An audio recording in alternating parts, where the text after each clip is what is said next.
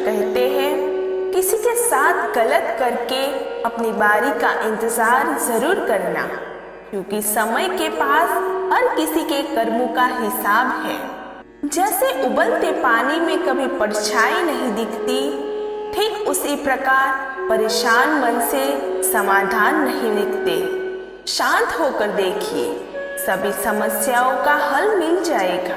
सत्य की भूख सभी को लगती है, लेकिन जब सत्य परोसा जाता है तो बहुत कम लोगों को उसका स्वाद अच्छा लगता है। जिसे कह दिया जाए वो शब्द होते हैं, जिनकी अभिव्यक्ति न हो पाए वो अनुभूति, और जिसे चाहकर भी ना कह जाए वो होती है मर्यादा। कोई हमारा बुरा करना चाहता है तो ये उसके कर्मों में लिखा जाएगा। हम क्यों किसी का बुरा सोचकर अपना कर्म और वक्त दोनों खराब करें। इस जीवन में कई घाव मिलेंगे, हमें घावों से ज्यादा उनके पीछे छिपे पाठ को याद रखना है। किसी का दिल इतना भी मत दुखाओ कि उसके अंदर रहने वाला परमात्मा भी दुखी हो उठे। श्री कृष्ण कहते हैं, सरल व्यक्ति के साथ किया गया छल आपकी बर्बादी के सारे द्वार खोल देता है। चाहे आप कितने ही बड़े शतरंज के खिलाड़ी क्यों न हो, झूठ, धोखा और बहाने आपको कुछ पल की खुशी देंगे, लेकिन उसकी कीमत आपको भविष्य में चुकानी पड़ेगी।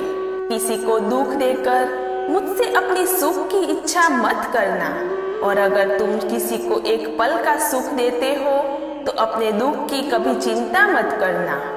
कौन क्या कर रहा है, कैसे कर रहा है, क्या कर रहा है, इन सब से आप जितना दूर रहेंगे उतना ही खुश रहेंगे। हंसते रहो तो ही दुनिया साथ है, वरना आंसुओं को तो आंखों में भी जगह नहीं मिलती। जीवन में जो भी होता है वह किसी वजह से होता है, या तो वह कुछ आपको बनाकर जाता है या फिर सिखाकर। पीटना, काटना और अंतिम बूंदे तक निचोड़ जाना, गन्ने से बेहतर कौन जानता है कि मीठा होने का नुकसान कितना होता है। जब कोई दिल दुखाए तो सबसे बेहतर है कि हम चुप हो जाए, क्योंकि जिन्हें हम जवाब नहीं देते उन्हें वक्त जवाब देता है। अंधे, बहरे, गूंगे बनकर अपने लक्ष्य पर ध्यान देते रहो। यहाँ ऐसे लोग हैं कि ना खुद कुछ करेंगे और ना ही करने वालों को करने देंगे। लोग जरा सी बात पर आपको छोड़ देते हैं और भगवान जरा सी प्रार्थना से आपको थाम लेते हैं। कर्मों से डरिए, ईश्वर से नहीं। जैसा बछड़ा 100 गायों में अपनी माँ को ढूंढ लेता है, उसी प्रकार कर्म अपने कर्ता को आज नहीं तो कल ढूंढ ही लेते हैं। नियत साफ और मकसद सही हो तो यकीनन किसी ना किसी रूप में ईश्वर भी आपकी मदद करते हैं। जिंदगी में जितना शांत रहोगे, अपने आप को हमेशा उतना ही मजबूत पाओगे, जैसे लोहा ठंडे होने पर ही मजबूत होता है। हम खुश रहना चाहते हैं लेकिन रह नहीं पाते। कारण यही है कि महसूस हम अतीत को करते हैं, सोचते हम भविष्य को है। ये दोनों ही हमारे वर्तमान को खाते हैं। अतीत हमारा दुख है, भविष्य हमारी चिंता, दोनों ही वर्तमान को खाते हैं। इसीलिए श्री कृष्ण कहते हैं, तू कर्म कर, फल की चिंता मत कर। श्री कृष्ण कहते हैं, हर चीज को महसूस कर, फिर चाहे ठंड हो या गर्म हो, सुख हो या दुख हो। जैसे ठंड गर्म का मौसम बदलना निश्चित है, वैसे ही सुख और दुख का बदलना भी निश्चित है। भगवान सिर्फ हमें रास्ता दिखा सकते हैं। उस रास्ते को दिखने के लिए किसी मनुष्य से मिला सकते हैं, लेकिन उस रास्ते पर चलना हमें खुद ही है। अगर हमारे मन पर कंट्रोल है तो हमारे लिए कोई भी काम मुश्किल नहीं है। जिस दिन हर व्यक्ति ये समझ ले कि मन ही हमारी शक्ति है, तो उसे फिर कोई नहीं हरा सकता। इंसान के बर्बाद होने के 6 कारण हैं: नींद, गुस्सा, डर, थकान, आलस्य और काम को टालने की आदत। समस्या यही है लेकिन लोग सच्चे व्यक्ति को सराहते नहीं, बल्कि उसका इस्तेमाल कैसे करना है ये सोचना शुरू कर देते हैं। जीवन में पीछे देखोगे तो अनुभव मिलेगा, जीवन में आगे देखोगे तो आशा मिलेगी, दाएं बाएं देखोगे तो सत्य मिलेगा, लेकिन अपने भीतर देखोगे तो परमात्मा मिलेगा, आत्मविश्वास मिलेगा। कोई भी आपको गलत समझे तो उसे प्रतिक्रिया शब्दों से नहीं, अपने उत्तम कर्मों से दो, क्योंकि कर्म की ध्वनि शब्दों से कई गुना ज्यादा प्रखर होती है। ईश्वर के लिए खर्च की गई कोई भी चीज बेकार नहीं जाती, चाहे वह समय हो, पैसा हो या फिर संकल्प।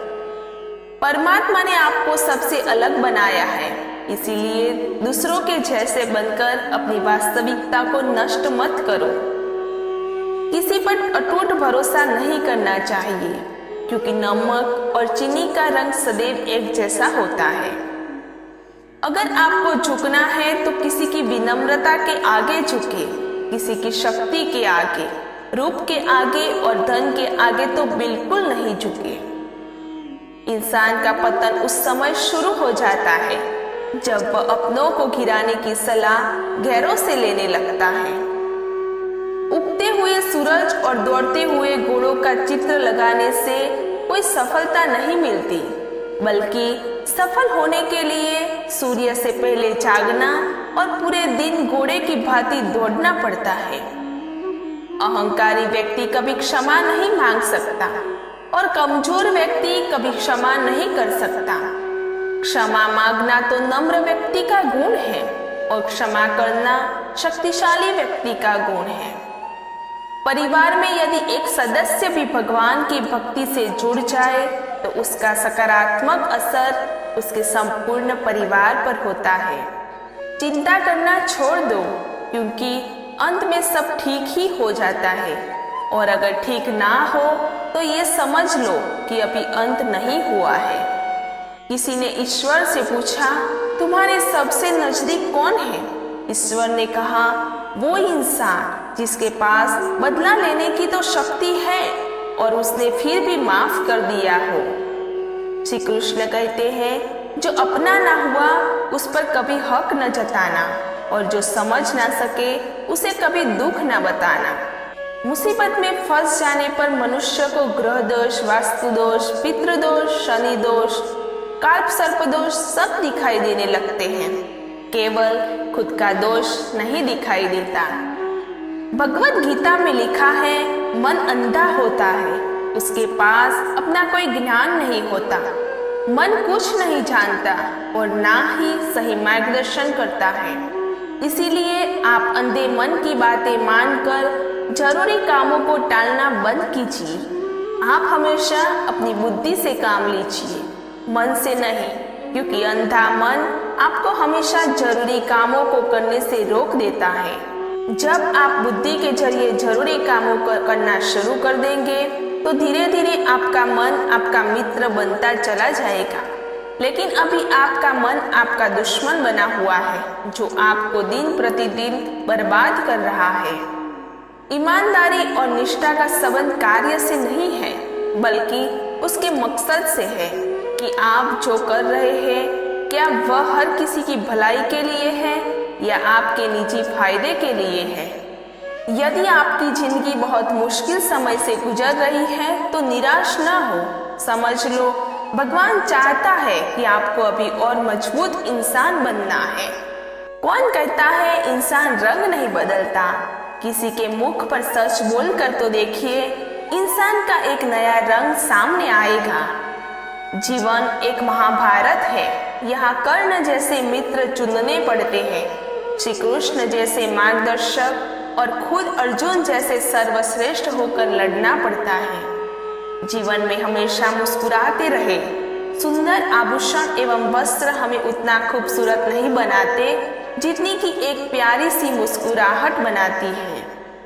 समस्याओं से निराश नहीं होना चाहिए, डटकर उनका सामना करना चाहिए, क्योंकि श्री कृष्ण ने भगवद गीता में कहा है, जिस समय कोई समस्या जन्म लेती है उसके साथ ही उसका समाधान भी जन्म लेता है।